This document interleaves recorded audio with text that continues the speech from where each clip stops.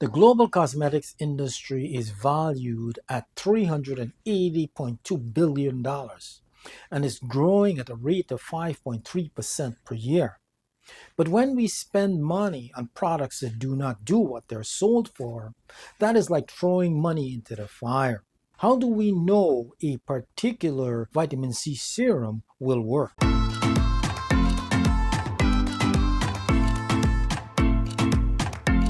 As we age, our cells can lose elasticity and collagen and can become saggy and wrinkled and develop dark patches known as age spots. Our cells are genetically programmed to divide a certain number of times, after which they stop dividing in a process known as replicative senescence. And it is for that reason that we lose elasticity and collagen in the skin as we age. In addition to that, any insults to the tissues, such as radiation or chemicals or pollutants, can damage the tissues and lead to further deterioration, sagging, and wrinkling. Ultraviolet radiation from sunlight is especially damaging to our tissues and can lead to the formation of reactive oxygen species.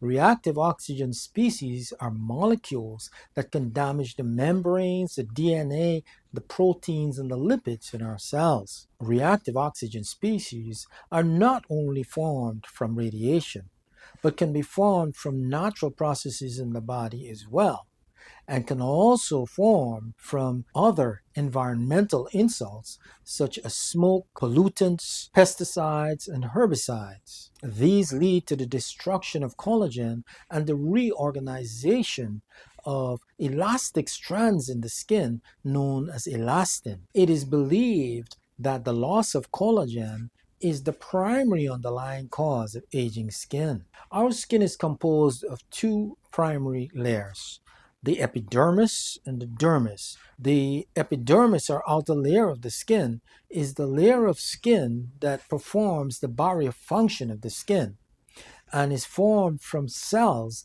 known as keratinocytes. As these cells divide and proliferate further and further from the dermis, or the inner layer of the skin, they go through a process of differentiation known as keratinization. The end result of keratinization is a layer of dead cells sitting in a soup of lipids. This is called the stratum corneum. The dermis, or inner layer of skin, provides the strength and elasticity of the skin and contains blood vessels and lymph vessels and nerves. The dermis has very few cells, the majority of which are fibroblasts, and it is rich in collagen.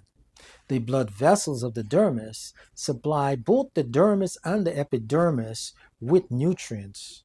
Our skin protects itself from harmful radiation through a system of antioxidants, of which vitamin C is the most abundant. Antioxidants are molecules that inactivate reactive oxygen species and prevent them from doing damage to our tissues. Besides vitamin C, our skin has other antioxidants such as vitamin E and a variety of enzymes, and these work together as an antioxidant system. Vitamin C is not just an antioxidant. Vitamin C directly stimulates fibroblasts in the skin to produce collagen.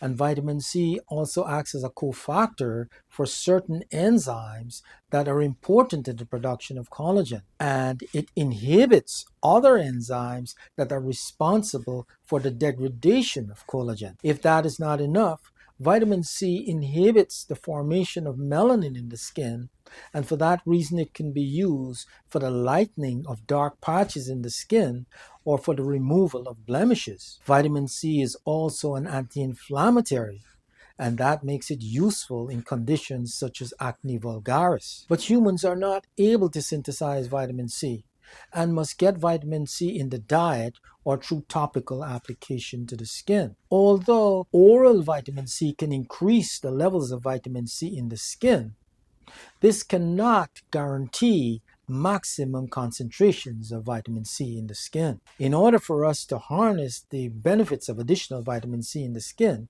we need topical application of vitamin C. But the topical application of vitamin C comes with formidable obstacles. For one, vitamin C is an extremely unstable molecule, and in order for us to use it in commercial products, we need to stabilize the molecule first. Secondly, the skin is an impermeable barrier to charged molecules such as vitamin C, and vitamin C will only penetrate the skin if we formulate the molecule in a certain way. Thirdly, the skin can only utilize vitamin C in the L-Ascorbic acid form, so that any vitamin C serum must contain L-ascorbic acid, or at least the molecule of vitamin C that is used must revert to L-ascorbic acid after penetration through the skin. Fourthly, vitamin C and vitamin E are complementary and need each other to function. They work in different compartments, and vitamin C replenishes and recharges vitamin E, so that one without the other is useless. Finally, the uptake of vitamin C in the skin is dependent on the saturation of vitamin C in the blood. Once the serum becomes maximally saturated with vitamin C, no further uptake of vitamin C takes place in the skin with topical application. And for that reason, the efficacy of vitamin C serums may be dependent on the nutritional status of the person using the product. So is that vitamin C serum you're using a snake oil or supreme salve? Well, it depends. It depends on the pH or acidity of the solution. It depends on the concentration.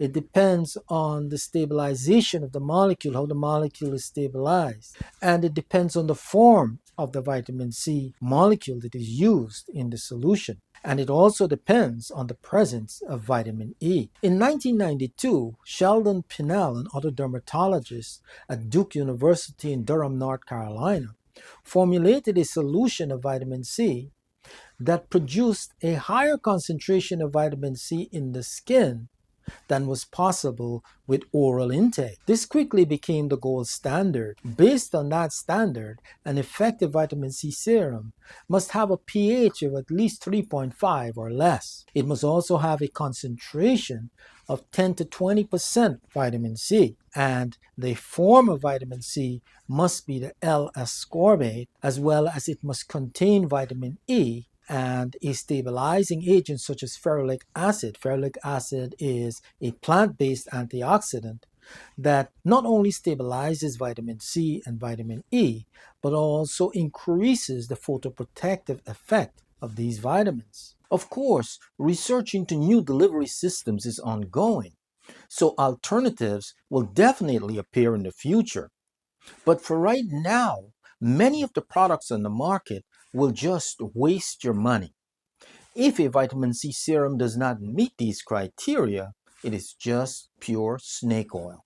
I hope after watching this video you feel more confident selecting a vitamin C serum for use. If you found the video useful, share with friends and family. And leave your comments in the box below. I'd be interested to know your opinion on these topics. Don't forget to subscribe to the channel.